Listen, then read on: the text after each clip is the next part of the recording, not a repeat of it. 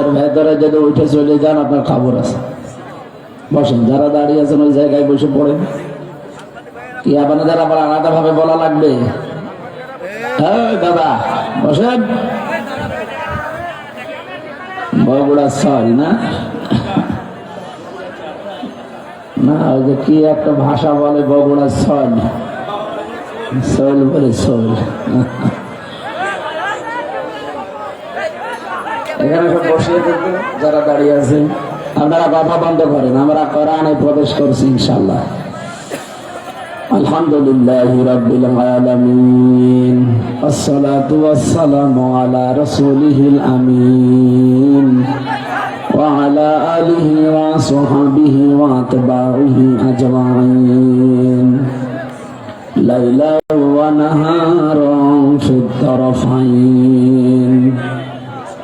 فقد قال الله تعالى في كلامه المجيد وبرهانه التوحيد: أعوذ بالله من الشيطان الرجيم، بسم الله الرحمن الرحيم.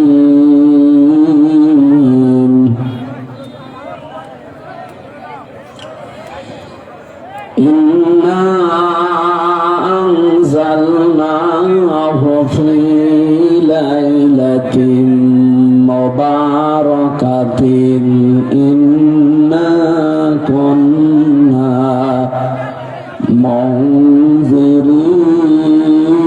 منذرين فيها يفرق كل أمر حكيم. صدقت يا ربنا، اللهم صل على سيدنا مولانا محمد. سبحانك لا علم لنا. আলহামদুলিল্লাহ, বগুড়া জেলার কাহালু থানার অন্তর্গত পাইকর আরোলা এনএস মডেল আলিম মাদ্রাসার উদ্যোগে তাফসীরুল কোরআন মাহফিলের স্বনামধন্য সভাপতি আলহাজ মাহবুব রহমান, সহ সভাপতি আলহাজ জহুরুল ইসলাম জনাব আব্দুল আজিজ রাঙ্গা, মাহফিলের প্রধান অতিথি বগুড়া জেলার কৃতি সন্তান বাংলাদেশ জাতীয়তাবাদী দল বগুড়া জেলার ভারপ্রাপ্ত সাধারণ সম্পাদক আলহাজ মোহাম্মদ মোশাররফ হোসেন দামাত বারকাতুহুমুল আলিয়া, বলেন আমিন। বরেণ্য অতিথি হিসাবে উপস্থিত আছেন সাবেক উপজেলা চেয়ারম্যান কাহালু বগুড়া আলহাজ অধ্যক্ষ মাওলানা তায়েব আলী, জনাব খোরশেদ আলম, আলহাজ শহীদুল ইসলাম। অনেক মানুষের নাম দিয়েছেন আপনারা, আমরা একবারে দোয়া করছি ওয়ারাফা'না লাকা যিকরাক, সম্মান মর্যাদা আল্লাহ যেন তাদের আরো বাড়িয়ে দেয়, বলেন আমিন। এতক্ষণ পর্যন্ত যারা আলোচনা রেখেছেন আপনাদের এই কাহালুর জামায় ইসলামিক চিন্তাবিদ মুফাসসির কোরআন প্রভাষক মাওলানা আব্দুল বারী রশিদি, পিএইচডি গবেষক, ইসলামী বিশ্ববিদ্যালয় কুষ্টিয়া। কথা বললেন মাওলানা হোসেন মাহফুজ চুয়াডাঙ্গা। বগুড়ায় জন্ম শহীদ জিয়াউর রহমান, নামটা শুনলে শহীদ শব্দ আগে আসে। কি কথা বললেন না কেন? বগুড়ার নাম বাংলাদেশে কেউ যদি নাও জানে, অনেকে জানে, সবাই যে এটাকে চেনে শহীদ জিয়ার কারণে। বাংলাদেশে আরো বহু মানুষকে জিয়াউর রহমানের মতো মেরে ফেলা হয়েছে, তো তাদের নাম শুনলে মানুষ শহীদ জিয়া বলে না। আপনি আজ পর্যন্ত শুনেছেন যে কেউ বলেছে যে শহীদ বঙ্গবন্ধু? এই কথা বলেছে, ওনারে ওইভাবে মারা ঠিক হয়নি, হয়তো অন্যভাবে মারা যেত। কি কথা বলছেন না? আমি সেদিন ময়মনসিংহ ছিলাম, একজনকে বললাম আপনি কোনোদিন শুনেছেন যে শহীদ শেখ মুজিব? বলছে না। ওই শহীদ বললে আরো গোনা হবে, কারণ শহীদ এই শব্দটা এত দামি, আল্লাহ যেখানে সেখানে লাগাননি। কোরআনে কারিমে সূরা বাকারা 153 নম্বর আয়াতে মুখ করে আল্লাহ নোটিশ দিয়েছেন, তাকুলু লিমা ইয়াকতালু ফি সাবিলিল্লাহি আমওয়াত বাল আহইয়াউ ওয়ালাকিন লা তাশউরুন। আল্লাহ বলেন, পৃথিবীতে কেউ এই কথা বলবা না যে যারা শহীদ হয়েছে এরা মরে গেছে। আপনি বঙ্গবন্ধুর নাম শুনলে বলতে পারেন যে লোকটা মরে গেছে, কিন্তু শহীদ জিয়ার নাম শুনলে কেউ বলতে পারবেন না যে মরে গেছে, কারণ নামের আগে কি আছে?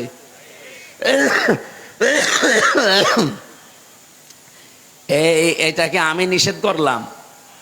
বলেন তো। আল্লাহ বলছেন বলবা না যে শহীদ যারা হয় তারা মরে গেছে, বরং তারা জীবিত, কিন্তু তোমরা টের পাও না।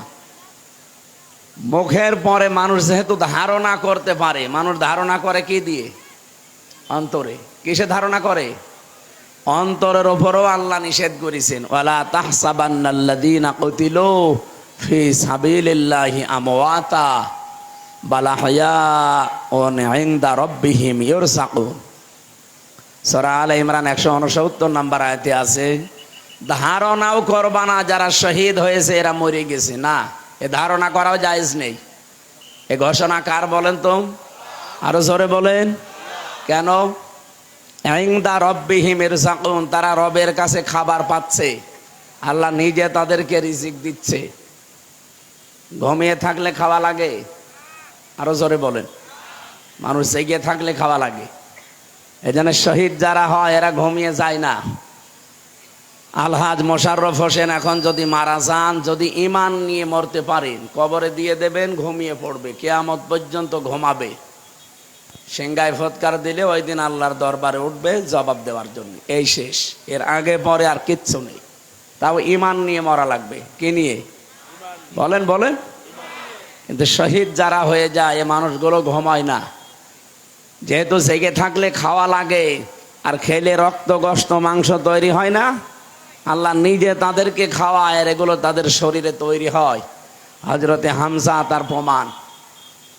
তিনি শহীদ হওয়ার 30 বছর পরে তার কবর একবার ভেঙে গিয়েছিল, মদিনায় ঢল হয়েছিল ব্যাপক আকারে। ছোটবেলায় তারা যারা যুদ্ধ করেছিল এখন তারা মুরব্বী হয়ে গেছে, খোঁজ খবর নিয়ে দেখতে দেখতে যেয়ে দেখে হযরতে হামজা 30 বছর আগে উহুদের ময়দানে যেখানে যেখানে তাকে আঘাত করেছিল কাফেররা, ওই জায়গা দিয়ে এখনো ফিনকে দিয়ে রক্ত বের হচ্ছে। বলেন তো, উনি 30 বছর যদি খাবার না খাবে তাহলে শরীরে রক্ত পেল কোথায়? বলেন। এই জন্য শহীদ জিয়া এই শব্দটা আমরা নিজেরা বানাইনি, অবশ্যই এটা চলে আসতেছে অনেক দিন। ওনার ইন্তেকালের পরেই এই শব্দটা তার নামের আগে পরে লেগে গেছে, তাকে মেরে ফেলা হয়েছে। বঙ্গবন্ধুর নাম বললাম এ কারণে যে তার নামও আমরা শুনি, কিন্তু কেউ শহীদ বলি না। বলি? তাকেও তো মেরে ফেলা হয়েছে। শহীদ হওয়ার জন্য কিছু কাজকর্ম আল্লাহর পছন্দ হওয়া লাগে। ওয়ালিয়ালামাল্লাহুল্লাযীনা আমানু ওয়া ইয়াত্তাখিযা মিনকুম শুহাদা, সূরা আলে ইমরান 140 নম্বর আয়াতের মাঝের অংশে আছে। তোমাদের ভেতরে আল্লাহ দেখেন যে কার ঈমান এবং কোন মানুষকে আমার আল্লাহ তার জীবন যৌবন পছন্দ করেন, তাকে এমনি মরণ দেয় না।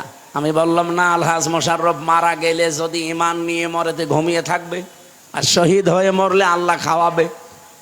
এই জন্যে আল্লাহ যাদের ঈমান এবং তাদের যৌবন পছন্দ করে, এই মানুষটাকে আল্লাহ এমনিতেই মরণ দেয় না, শাহাদতের মরণ দিয়ে ধন্য করে।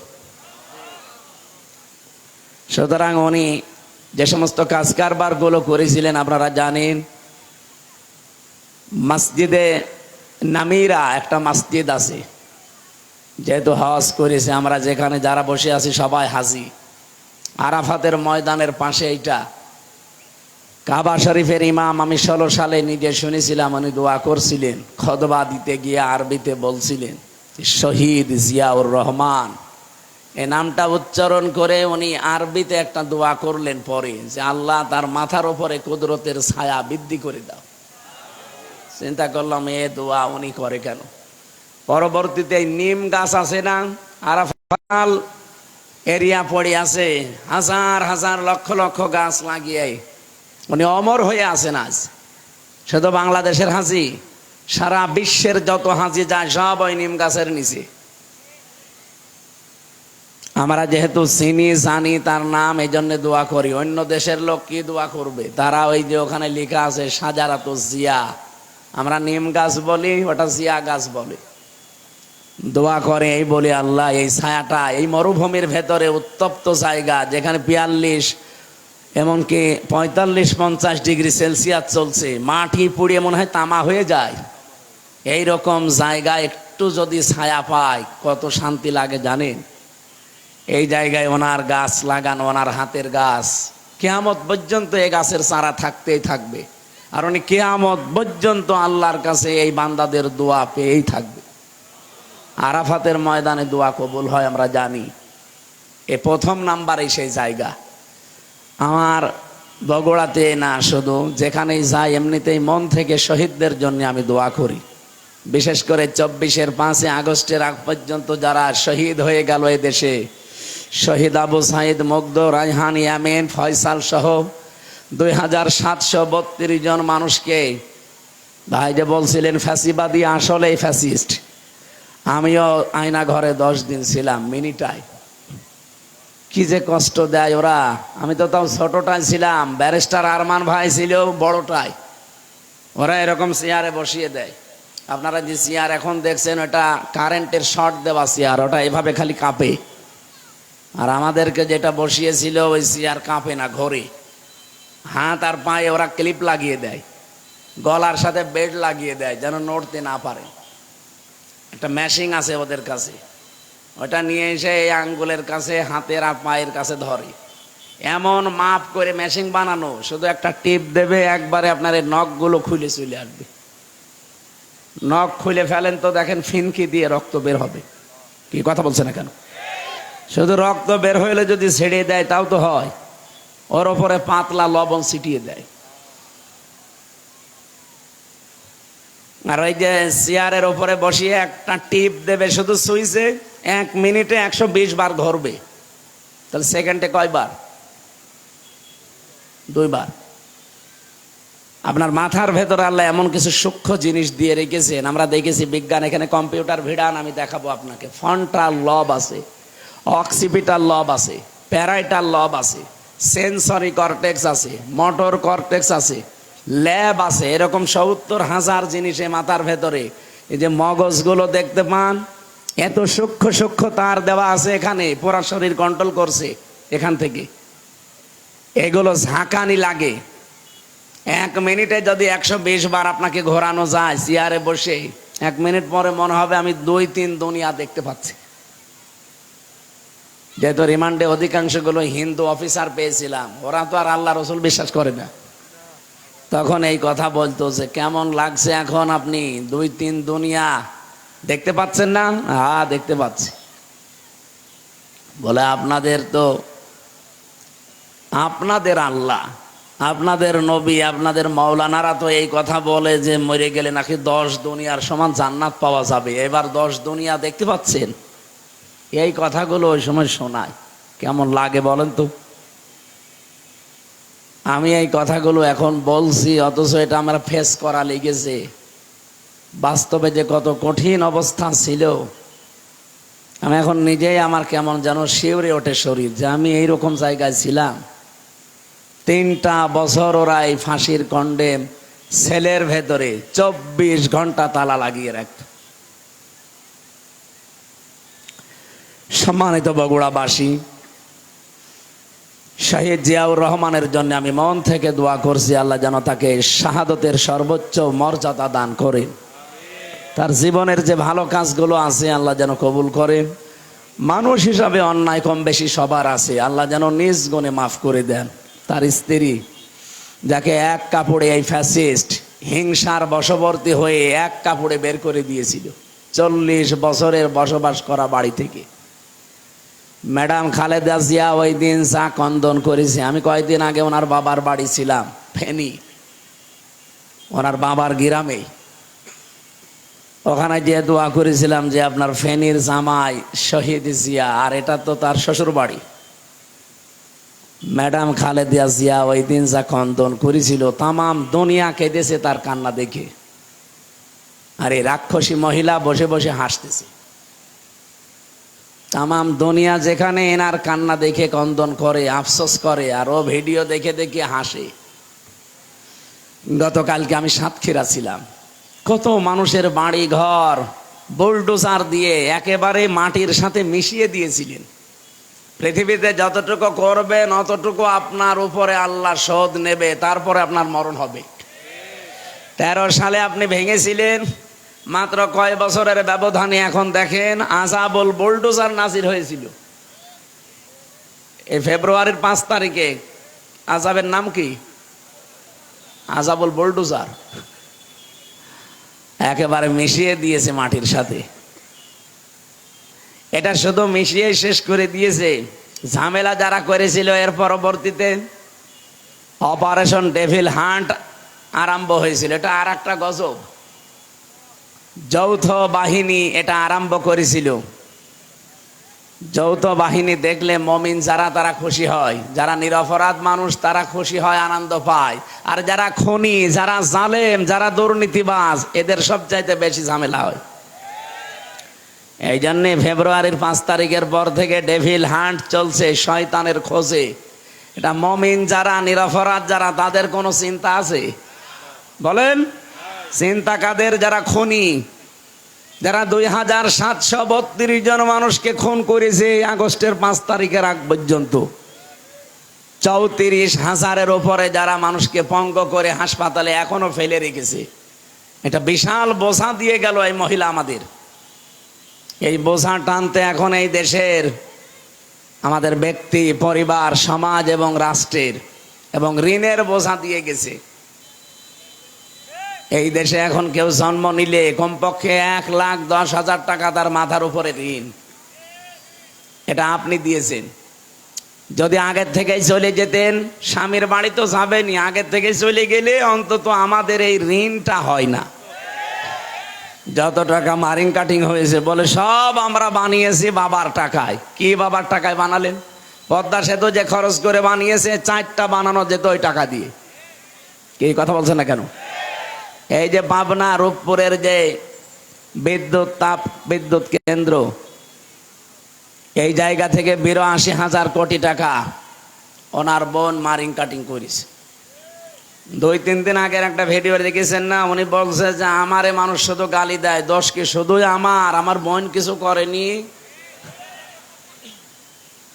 আপনার বোনও করেছে, শুধু আপনার বোন না, আপনার বোনের মেয়েও করেছে।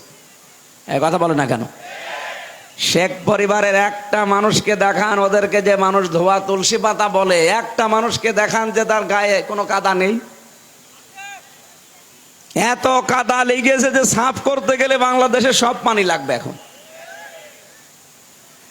সুতরাং বগুড়ায় যেহেতু এসেছি, শহীদ জিয়ার নামে আমি দোয়া করলাম এই কারণে, আল্লাহ রাব্বুল আলামিন তার যে খেদমত ইসলামের জন্য এটা যেন কবুল করেন। তার যে দল আছে, এ দলকে যেন আল্লাহ হেদায়েতের উপরে রাখেন। বলেন আমিন।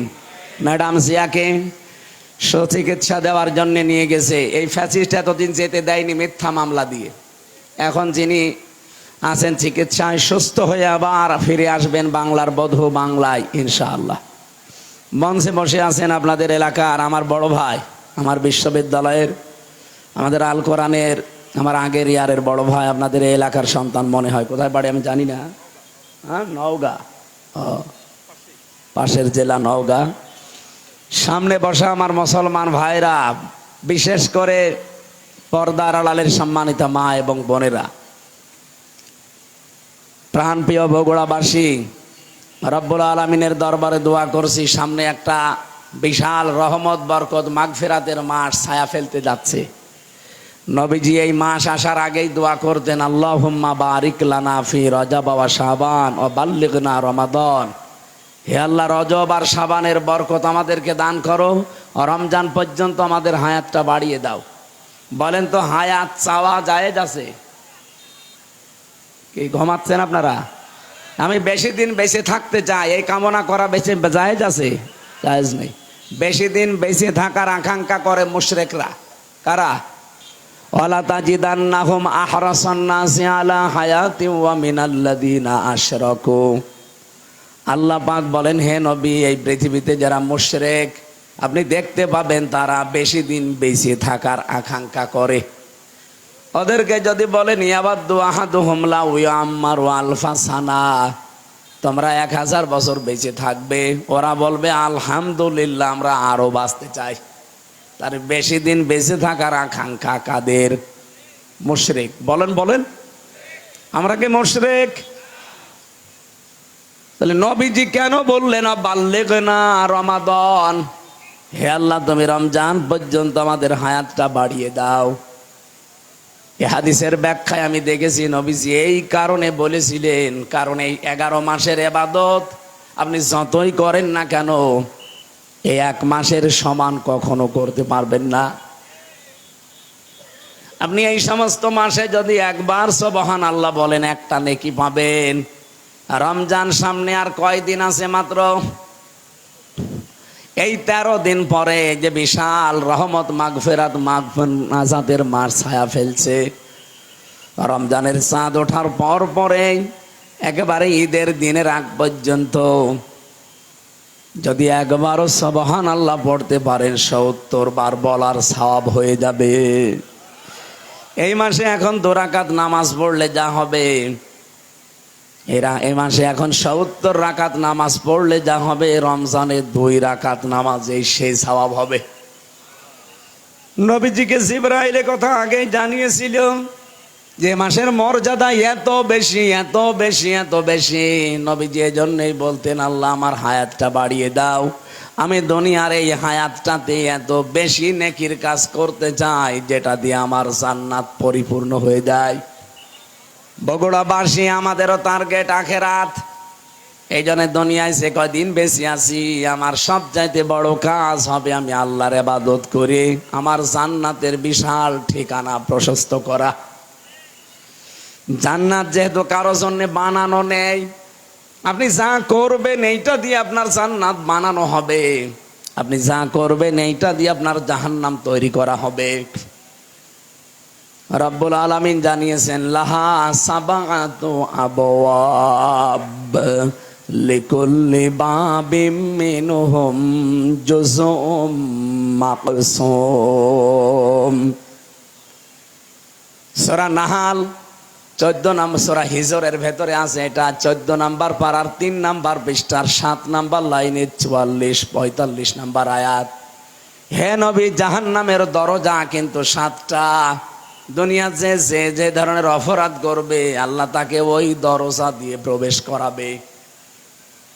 এখান থেকে আমাদের শিক্ষা নেওয়ার বিষয় এই পৃথিবীতে আমরা যে ধরনের কাজ করছি এই কাজ দিয়ে আল্লাহ জাহান্নামের ওই দরজা আমাদের জন্য বানিয়ে রাখছে, ওইটা দিয়ে আল্লাহ আমাদের প্রবেশ করাবে।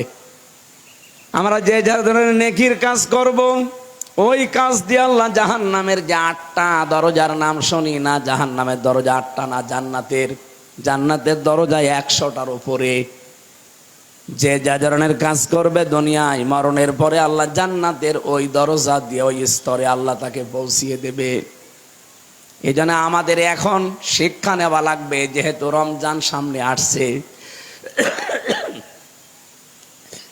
এমন এমন নেকির কাজে আমরা আঞ্জাম দিতে চাই সামনে, এমন কিছু কাজ আমাদের এই ছোট্ট জীবনে করতে চাই। আল্লাহ রাব্বুল আলামিন জান্নাতের সুউচ্চ চূড়া যেটা, দরজা যেটা, বাপ যেটা, ওটা যেন আমাদের জন্য প্রস্তুত করে রাখে। জাতির পিতা হযরত ইব্রাহিম আলাইহিস সালামকে মেরাজে যে নবীজি দেখেছিলেন, বিশ্ব নবী ডাক দিয়ে বললেন হে আমার পিতা, আপনি একটা চিন্তা নিয়ে বসে আছেন কোন কারণে?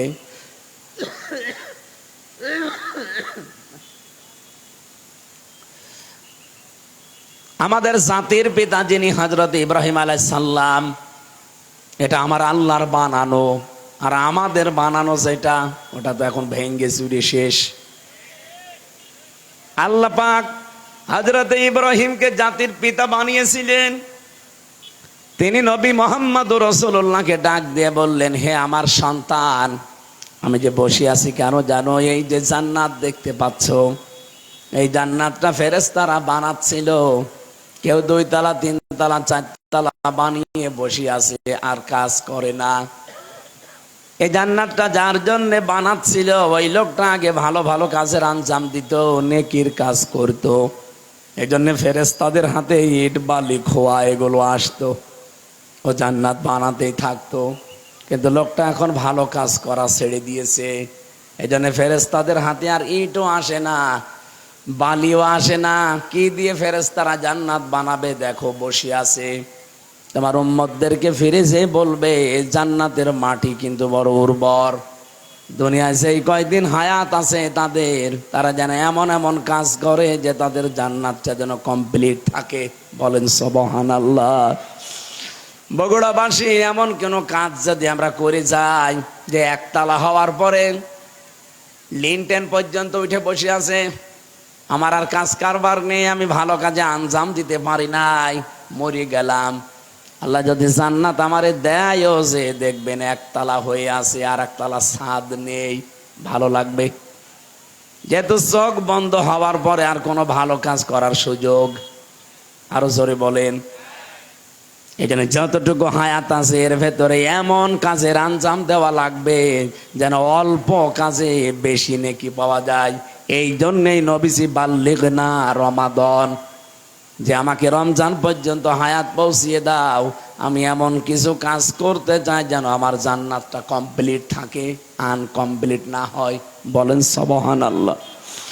এই জন্য আমরা রমজান পর্যন্ত হায়াত চাচ্ছি। এই রমজানে গুরুত্বপূর্ণ কিছু জিনিস আমরা সামনে নিয়ে আসতে চাই।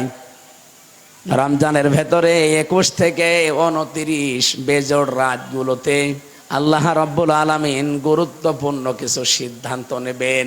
ফিহা ইফরাকু কুল্লু আমরিন হাকিম। আল্লাহ পাক বলেন এই গুরুত্বপূর্ণ কিছু সিদ্ধান্ত এই রমজান মাসে আমি আল্লাহ নিতে চাই। এদিকে তাকান। এই যে রমজান মাসে যেখানে কোরআনে কারীম নাজিল করেছেন আল্লাহ, আমরা জানি সবে কদরে এটা, আর সেই আয়াতই আমি পড়েছি, ইন্না আনজালনাহু ফি লাইলাতিম মুবারাকাহ। অবশ্যই আমার এই কোরআন আমি একটা বরকতময় রজনীতে নাজিল করেছি। ইন্না কুন্না মুনজিরিন, অবশ্যই আমি আল্লাহ নিজেই এর সতর্ককারী। বলেন সুবহানাল্লাহ। এটা বাংলা অর্থ বললাম, এবার আমরা তাফসিরে যাচ্ছি। সূরা দুখানের আয়াত। কোন সূরা? এটা ক্লাস চলছে, জবাব দেন কোন সূরা? দোকান মানে ধোয়া। দোকান মানে কি? তার মানে বাংলায় যেটা, এই যে বিড়ি, বিড়ির নামেও একটা সূরা আছে। বিড়ি যারা খান তারা এখন চিন্তা করবেন যে কোনো অসুবিধা নেই, আমার নামে সূরা আছে। সূরা দোকানের ভেতরে 3 এবং 4 নাম্বার আয়াতে আল্লাহ প্রথমে কোরআনে কারীমের কিছু মর্যাদার কথা তুলে ধরেছেন। হামিমুল কিতাবিল মুবিন। হামিম এটা নবীজির নাম, কোন কোন তাফসিরে আছে।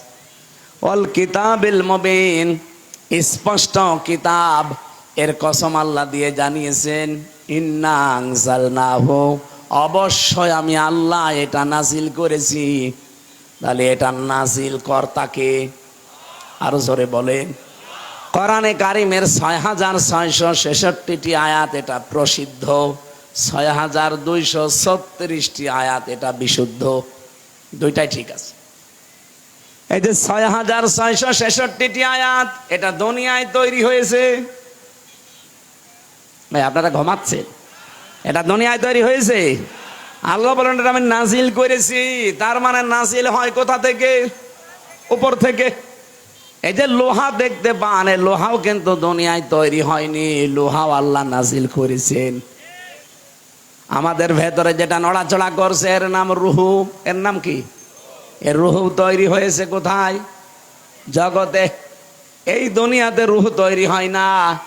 এই পৃথিবীর যা যা এখানে তৈরি হয় তার খাবারও এখানে আল্লাহ উৎপাদন করে দিয়েছেন।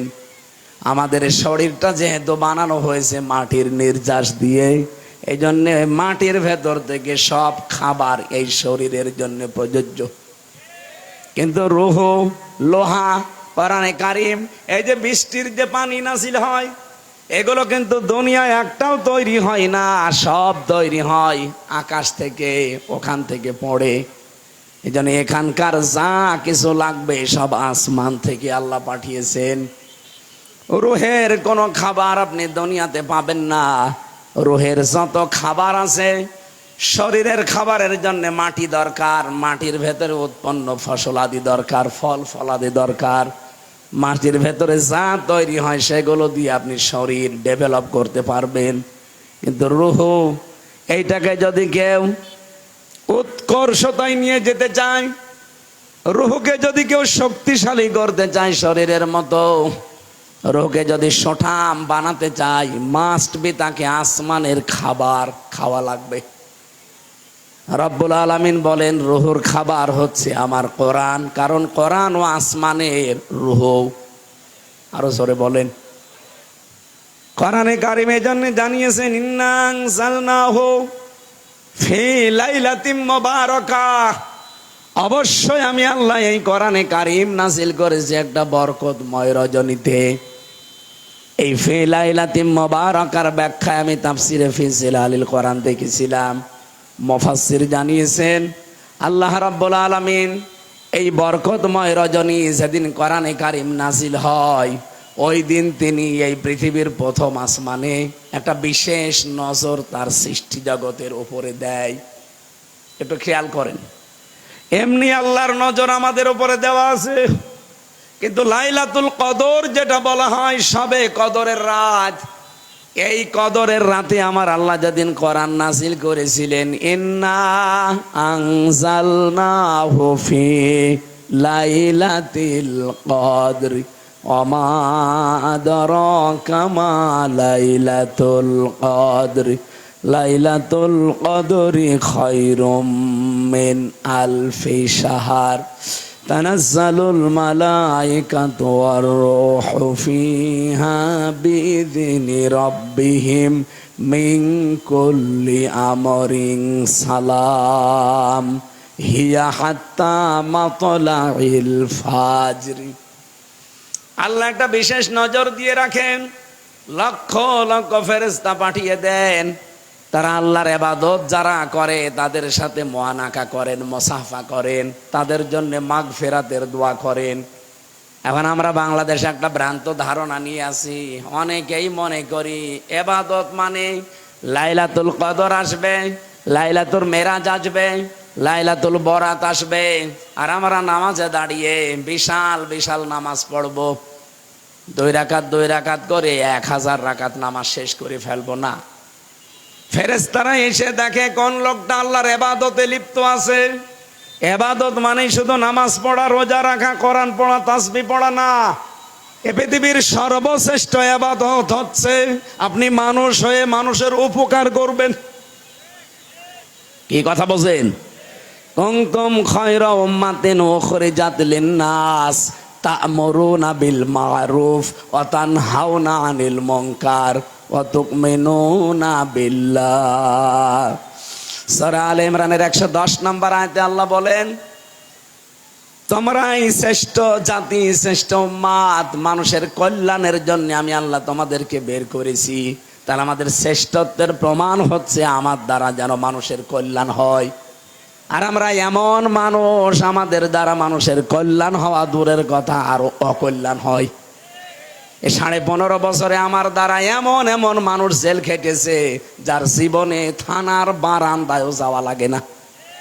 এই কথা বলেন না কেন? কিচ্ছু জানে না মনে করেন। ভাই ঘরে ঘুমিয়ে আস, ঘুম থেকে উঠে দেখছে থানার হাজতে। কি গো, আমি কোথায়? জেলখানায়। থানার হাজতে? এখানে কেন? তুই গাছ কেটেছিস।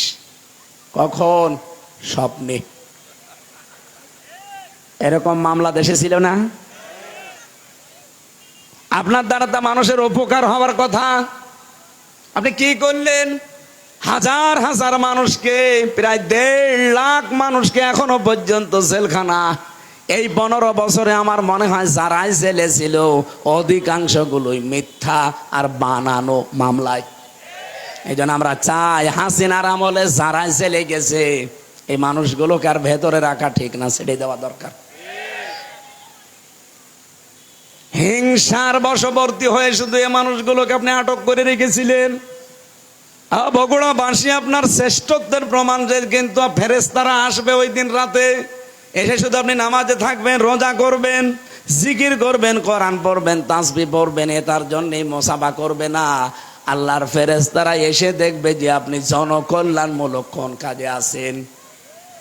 অন্তত এই রাতের বেলা যদি আপনি একটু যেয়ে দেখেন যে 2-3 বাড়ি পরে কোন মানুষের বাড়িতে খাবার নেই, কার মেয়েটা লেখাপড়া করতে পারে না বা বিয়ে দিতে পারে না, সাধ্য মতো যদি তার বাড়িতে যে কিছু দিয়ে একটু সান্ত্বনার বাণী দেন, এইটাই পৃথিবীতে সবচাইতে বড় নেক কাজ। এরকম কাজ সবে বরাতে, সবে কদরে এদেশে হয় না। খালি এই মসজিদ থেকে ওই মসজিদ, ওই মসজিদ থেকে ওই মসজিদ, খালি ঘুরে বেড়ায়, মনে হচ্ছে ইবাদতের বন্যা বয়ে যাচ্ছে। ফেরেশতা শুধু জিবরাইল আসে না, লক্ষ লক্ষ নিয়ে আসে। আর আল্লাহ বলেন, আমি নিজে আমার সৃষ্টি জগতের উপর একটা বিশেষ নজর দেই, অন্য দিনও দেই, তবে এই সবে কদরে, সবে বরাতে একটা বিশেষ আলাদা নজর দিয়ে রাখি। আমরা 5টা রাতের নাম পেয়েছি: সবে বরাত, সবে কদর, সবে মেরাজ আর 2 ঈদের রাত। এই 5 রাতে আল্লাহ একেবারে প্রথম আসমানে আসে, ডাক দিয়ে বলে, দেখো যারা ট্যাক্স তোলে না, সরকারের লোকজন যখন ট্যাক্স তোলে, ট্যাক্স দেওয়া হয়ে গেলে একটা কাগজ আপনাকে হাতে ধরিয়ে দেয় যে আপনার ট্যাক্স পরিশোধ হয়ে গেছে। আপনি যখন একটা মাস রোজা রাখবেন, হক আদায় করে, ঈদের দিন আমার ফেরেশতারা এসে আপনাকে একটা টোকেন ধরিয়ে দেবে যে আল্লাহর বান্দা, তোমাকে আল্লাহ জাহান্নাম থেকে মুক্তির একটা সনদ দিয়ে দিয়েছে। রব্বুল আলামিন বলেন, আমি একটা বিশেষ নজর দেই। কি বলি জানো? এ নজরে আমার বান্দাদেরকে আমি ডাকতে থাকি, আসো। যদি কারো অপরাধ থাকে আমার কাছে বলো, অপরাধগুলো আমি আল্লাহ ক্ষমা করে দেব। কিন্তু যদি বান্দার কাছে কোনো অপরাধী থাকো, আমার কাছে মাপ চাওয়ার দরকার নেই, আগে ওই বান্দার কাছে স্বীকার করে আসো। এই 15.5 বছরে আল্লাহর কাছে অপরাধ যাই হয়েছে, আমি যতটুকু দেখলাম, এই 15.5 বছরের সবচাইতে মানুষের বান্দার কাছে অপরাধ বেশি হয়েছে। উনি বলছিলেন যে 3 বার আমরা আসলে ভোট দিতে পারি নাই। আসলে আমার এখন 33 বছর বয়স, 92 সালে আমার জন্ম। আমি হিসাব করে দেখেছি, 18 বছর থেকে ভোট দিলে আমি 3 বার ভোট দিতে পারতাম, একবারও পারি নাই। আমি মানুষেরটা বলতে যাব কোন কারণে? আমার নিজেই তো ভিকটিম। তার মানে 3 বার আমি যদি না পারি, পেরেছে কে? একবার তো একবারে 154 জন হয়ে গেলেন, আর একবার রাতের ভোট দিনে করে ফেললেন। এই কথা বলেন এখন। ভোটটা কিন্তু আমার অধিকার ছিল, আমার হক ছিল, আপনি আমাকে দিতে দিলেন না। এটা রাতের ভোট যে দিনে হয়েছে, এর প্রমাণ আমার সাথে এক ওসি ছিল, ওই যে নুসরাত হত্যা মামলার ওসি। উনি একদিন আমারে ফাঁসির কন্ডেম সেলের ভেতরে এসে আমারে বলছো, হুজুর আপনি জেলে এসেছেন, আমি খুব খুশি হয়েছি। কেন আপনি খুশি হয়েছেন? কোন কারণে? আমি জেলে পয়সা মরছি আর আপনি খুশি না? বলছে বাইরে আপনার ওয়াজ শুনতাম, কিন্তু কাছে যেতে পারতাম না।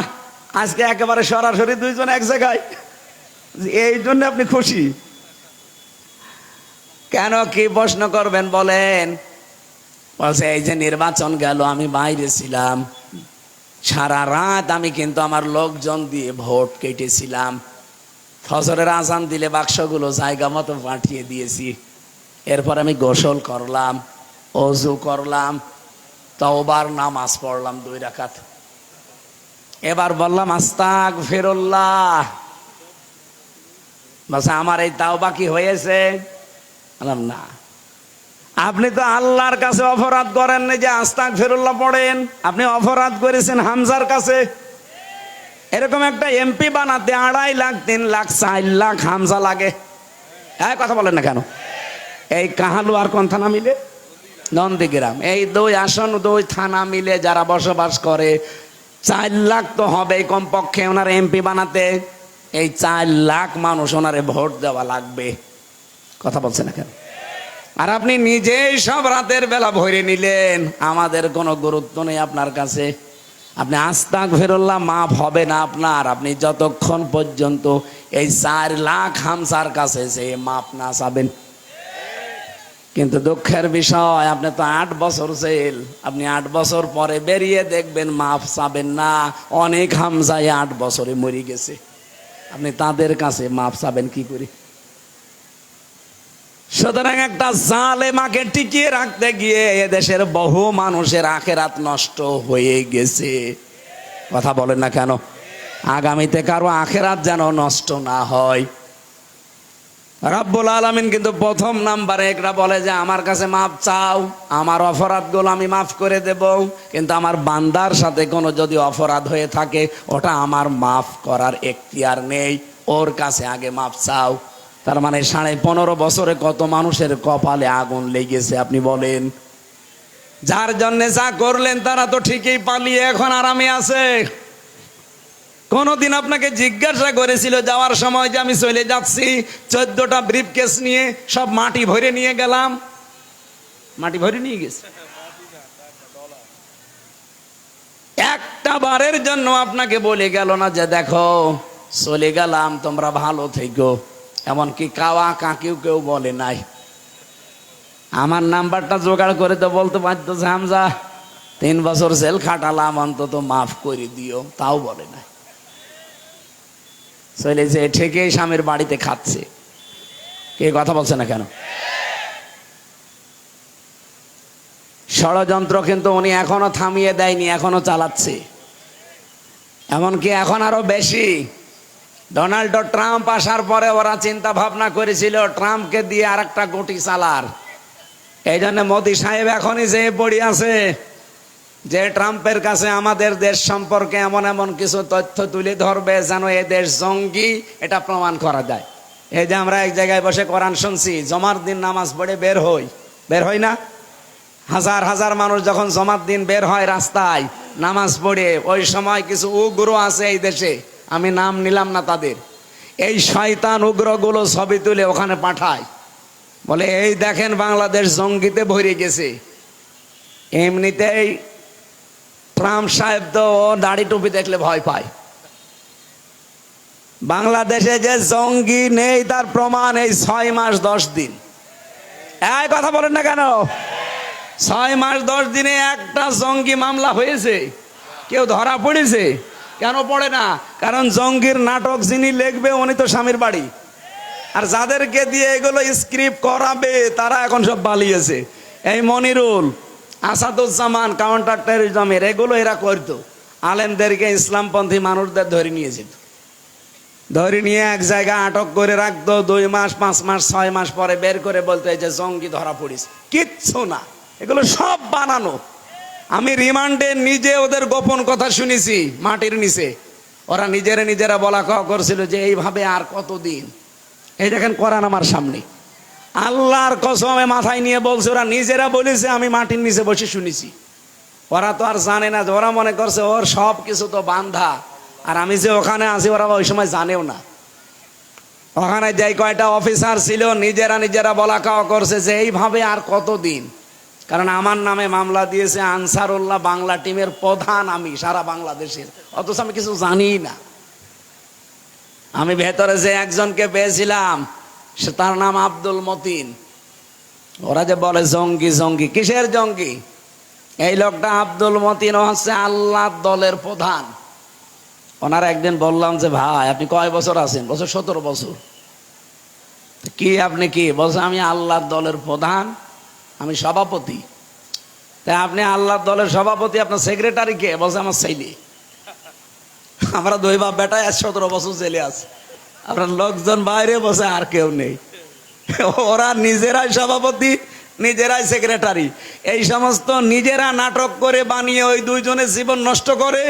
আর আমেরিকার কাছে দেখায়, দাদা বাবুদের কাছে দেখায়, দেখেন এই দেশে কেমন ভয়ঙ্কর জঙ্গি। তার চেহারা দেখলে আপনি নিজেও ভয় পাবেন। এত বড় বড় চুল, গোপ, দাড়ি, কারণ তাদেরকে 24 ঘন্টা তালা লাগিয়ে রাখে। সুতরাং এই দেশটাকে এখনো অস্থিতিশীল করার জন্য চেষ্টায় বসে আছে। ডক্টর মোহাম্মদ ইউনূস তো এই মাথা না, ওর একটা ম্যাগনেট। যেই দিন ট্রাম্প মোদি গেছে ট্রাম্পের কাছে এই সমস্ত নালিশ করার জন্য বাংলাদেশ নিয়ে, ঠিক ওই দিন আন্তর্জাতিক মিডিয়া নিয়ে আয়না ঘর পরিদর্শনে গেছে, আর জাতিসংঘ ওই দিনই রিপোর্ট দিয়েছে। ওরা একেবারে বাড়া ভাতে লবণ দিয়ে দিয়েছে, নে খা। ট্রাম্প যে কথাগুলো বলেছে একটা হাসিনার পক্ষে আরো বিপক্ষে চলে গেছে। এখনো পর্যন্ত এই পালানো বুবু উস্কানিতে পা দিয়ে যদি এই দেশে অস্থিতিশীল করার চেষ্টা করেন, গোপালগঞ্জের দিকে তাকান, অপারেশন ডেভিল হান্ট চলছে, কিন্তু পেছনে এমন পিটানি দেবে লাল হয়ে যাবে বাদরের মতো। একবার পিটিয়েছিল না উস্কানিতে পা দেওয়ার কারণে? ওই সময় গোপালগঞ্জ থেকে ঢাকায় আসলে, বসে আসলে 300 টাকা, আর দাঁড়িয়ে আসলে 1000 টাকা। আবার যদি কেউ এই দেশে এরকম মুস্কানিতে পা দিয়ে দেশটাকে আবার অরাজকতা সৃষ্টি করার চেষ্টা করেন, এরপরে কিন্তু আর একটা নতুন গজব আসতেছে। এখন তো ডেভিল হান্ট চলছে, এর বাবা আসবে আবার। এই জন্য আমরা কারো উস্কানিতে পা দেব না। কথা বলেন ঠিক কিনা? এদেশকে আমরা শান্ত সৃষ্ট করার জন্য শুধু ওই 14 দল বাদ দিয়ে সব আমরা এখন এক। ওই 14 দল যা করেছে, দেশটাকে জাহান্নাম বানিয়ে ফেলেছিল ওদের নিজেদের বিচারপতির কথা। বিচারপতি বিদায় নেওয়ার আগে বলে গেছে যে কি করবেন, দেশটা তো জাহান্নাম হয়ে গেছে। বিচারপতিরা যদি এই কথা বলতে পারে, আর কোন জায়গা বাকি থাকে বলেন? মানুষের সর্বশেষ আশ্রয়স্থল বিচারালয়, আর সেইটাকে ওরা একেবারে নিজের হাতের ভেতরে। একজন মানুষ জামিন নিয়ে বের হবে না, জামিন জজের হাতে নেই, বিচারপতির হাতে নেই, জামিন সব গোয়েন্দা বিভাগের হাতে। আমার মামলার অলরেডি জামিন দিয়ে দিয়েছে, আমি গেটে আসলাম। বলছে না, এখনো ক্লিয়ারেন্স হয়নি। আরে ক্লিয়ার কিসের ক্লিয়ারেন্স লাগবে? আদালত আমার জামিন দিয়ে দিয়েছে। বলে না, এনএসআই, ডিজিএফআই, এসবি, সিটিটিসি, এরপরে 27টা এরকম গোয়েন্দা সংস্থা আছে। এই 27 জন রিপোর্ট দেবে যে না, এরে এবার ছেড়ে দেওয়া যায়, বুবুজান বলে দিস, তারপর আপনাকে ছাড়বে, নাই তো গেট থেকে আবার নিয়ে আর একটা মামলা দিয়ে ঢুকিয়ে দেবে। এই চলছিল দেশের অবস্থা। আর বাকি দিক বিভাগগুলো তো বললাম না, এমন কোনো জায়গা নেই যা ওরা নষ্ট করে নাই। এই জন্য আগামীতে আমরা দেশটা এমন ভাবে তৈরি করব, কেউ যেন এ দেশটাকে আর আয়না ঘর বানাতে না পারে। এই কথা বলেন না কেন? মানবতার সাথে যেটা কত বড় মহান কৌতুক, আয়না ঘর। আমি 10 দিনে হাফ পাগল হয়ে গেছি। আর যে লোকটা 8 বছর 10 বছর পড়ে আছে, 3.5 হাত এদিকে, এদিকে 1.5 হাত, সামনে একটা টয়লেট দেওয়া, 24 ঘন্টা আপনার পায়ের সাথে চেন বাঁধা থাকবে। আপনি চিন্তা করেন তো, নিজেকে ওই জায়গায় দাঁড় করিয়ে কয়দিন থাকতে পারবেন? এখনো পর্যন্ত অনেকে বলে না, বাবু কি করেছে যে ওনার পালিয়ে যাওয়া লাগলো। তোমার সাথে তো করেনি। তোমার বাবারে যদি এভাবে আয়না ঘরে 10 বছর রেখে দিত, তুমি টের পেতে। কে কথা বলে না কেন? এই জন্য যার অপরাধ আল্লাহর কাছে হয়েছে, আস্তাগফিরুল্লাহ পড়ে মাপ পাবেন সামনে। কিন্তু বান্দার সাথে যাদের অপরাধ হয়েছে, আগে মাপ চেয়ে যান, তার ক্ষতিপূরণ দিয়ে যান, এরপরে আস্তাগফিরুল্লাহ পড়েন। রব্বুল আলামিন ডাকতে ডাকতে ফজর পর্যন্ত ডাকতে থাকেন। আশ্চর্যের বিষয় হচ্ছে, 2 শ্রেণীর মানুষকে আল্লাহ বলেন আমি আজকে মাফ করি নাই, করবও না। এই 2 প্রকার মানুষ যদি পৃথিবীতে বসবাস যারা করে, 1 নম্বরে যারা শিরিক করে। কি করে? আরো জোরে বলেন। শিরিক যারা করে তাদের কোনো মাফ নেই। আজকে সবে কদরে বলেন, সবে বরাতে বলেন। 2 নম্বরে যারা হিংসুক, বিদ্বেষ রাখে। আর বাংলাদেশে এই 2টা অপরাধী বেশি। কি কথা বলে না কেন? এত হিংসা। ওয়ালা ইয়াজরিমান্নাকুম শানানু কওমিন, 2 জায়গায় আয়াতটা আল্লাহ দিয়েছে কোরআনে। আল্লাহ পাক বলেন সাবধান, হিংসার বশবর্তী হয়ে কোনো ব্যক্তি, কোনো দল, কোনো গোষ্ঠী, তাদেরকে জুলুম অত্যাচার করে ধ্বংস করে দিও না।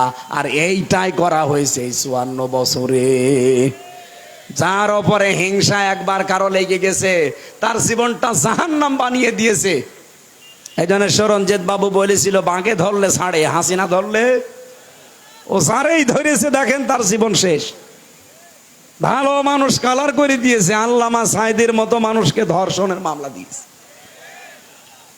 50টা বছর কোরআন প্রচার করে বেড়ালো, আর তার নাম দিয়েছে ধর্মীয় অনুভূতিতে নাকি উনি আঘাত দিয়েছে, উনি ধর্ষণ করেছে, মহিলাকে সাজিয়েও নিয়ে এসেছে।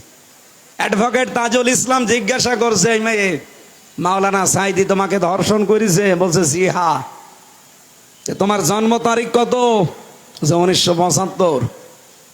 ধর্ষণ করেছে কত সালে? 1971-এ। অ্যাডভোকেট তাজুল ইসলাম বলছে, বিচারপতি এই পয়েন্টটা একটু লেখেন, ওর জন্ম 75-এ, ওর ধর্ষণ করেছে 71-এ, এটা কি রুহের জগতে? ওই দিনই তো মামলা ঢিসমিস হয়ে যাওয়ার কথা। এই কথা বলেন না কেন? অথচ না, এইটাই জিয়ে রেখে 13টা বছর তাকে ফাঁসির কন্ডেম সেলের ভেতরে রেখে যে শেষে ইমাম আবু হানিফার মতো বিষ প্রয়োগ করে মেরে ফেলল। বাংলাদেশের মানুষ যদি আপনাকে মাফ করে দেয়, যাদেরকে গুম করে রেখেছিলেন 1700 মানুষ, বিশেষ করে আয়না ঘরে, এদের পরিবার জীবনও আপনাকে মাফ করবে না। আমি আমার নিজেরটা বলছি, আমার সবাই মাফ করে দিলেও আমার এই মেয়েটা আপনাকে মাফ করবে না।